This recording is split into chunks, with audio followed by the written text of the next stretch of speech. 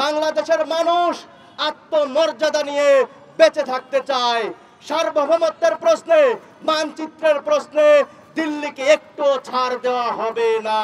স্বৈরাচার আওয়ামী আমলে তারা ভারতের তাবেদারি করে, ভারতের গোলামি করে ক্ষমতা টিকিয়ে রেখেছিল। আমরা পররাষ্ট্র মন্ত্রণালয়কে বলে দিতে চাই, কোন ধরনের নতজানু হওয়ার সুযোগ নেই। বাংলাদেশের 18 কোটি ছাত্র জনতা এই হত্যাকাণ্ডের বিচার চায়। আমরা এর আগে দেখতে পেয়েছি স্বৈরাচার আওয়ামী আমলে তারা ভারতের তাবেদারি করে, ভারতের গোলামি করে ক্ষমতা টিকিয়ে রেখেছিল। ভারতের সাথে বাংলাদেশের রাষ্ট্রীয় মর্যাদা ক্ষুণ্ণ করে অসম চুক্তির মাধ্যমে বাংলাদেশের জনগণকে ভারতের কাছে বিক্রি করে দেওয়ার একটা ষড়যন্ত্র তারা চালিয়েছিল। 5 আগস্টের মাধ্যমে তাদের সেই ষড়যন্ত্রকে আমরা উৎখাত করতে সক্ষম হয়েছি। সুতরাং অন্তর্বর্তীকালীন সরকারের পররাষ্ট্র উপদেষ্টাকে স্পষ্ট ভাষায় বলে দিতে চাই, আমার বোন নাজমা হত্যাকাণ্ডের যদি বিচার নিশ্চিতে তারা যদি কোনো প্রকার বিবৃতি না দেয়, ভারতীয় হাই কমিশনারকে ডেকে চাপ প্রয়োগ না করে, তাহলে কিন্তু বাংলার ছাত্র জনতা বসে থাকবে না।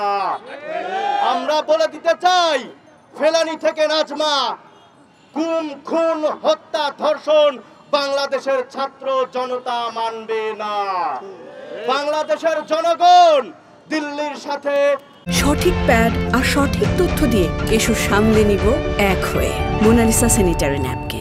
বাংলাদেশের যত অসম চুক্তি রয়েছে সেই অসম চুক্তি অনতিবিলম্বে বাতিল চায়। বাংলাদেশের মানুষ আত্মমর্যাদা নিয়ে বেঁচে থাকতে চায়। সার্বভৌমত্বের প্রশ্নে, মানচিত্রের প্রশ্নে দিল্লিকে একটু ছাড় দেওয়া হবে না।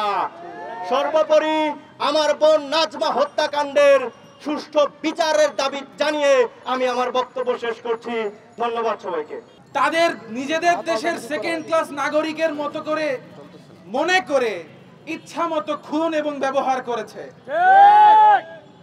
বর্ডারে বছরের পর বছর প্রতি বছর শত শত মানুষকে তারা নির্বিচারে গুলি করে হত্যা করেছে, যার কোনো বিচার তো দূরের কথা।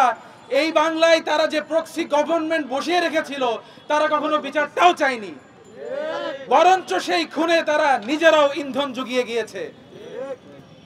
অসংখ্য অসম চুক্তি থেকে শুরু করে বাংলাদেশকে তারা এক করজ রাজ্যে পরিণত করে রেখেছিল।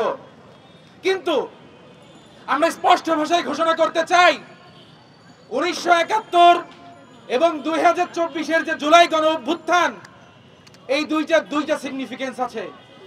1971 ছিল পশ্চিম পাকিস্তানি যেই দখলদার, যেই হেজিমনি বাংলাদেশের উপর ছিল, যে আধিপত্যবাদ পশ্চিম পাকিস্তানের এই বাংলার উপর ছিল, সেই আধিপত্যবাদের বিরুদ্ধে ছিল আমাদের 71-এর মুক্তিযুদ্ধ।